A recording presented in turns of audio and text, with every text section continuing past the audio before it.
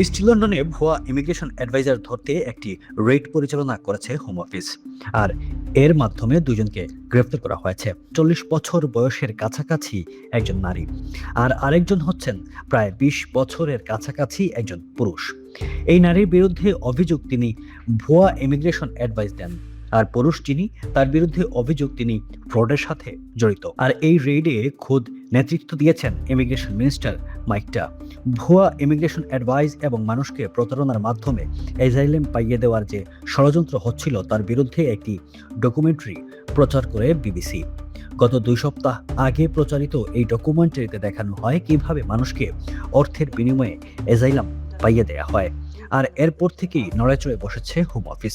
এজন্য ভুয়া immigration adviser এবং যারা এই ধরনের কাজে লিপ্ত তাদেরকে ধরতে বিভিন্ন জায়গায় যৌথ অভিযান পরিচালনা করা হচ্ছে।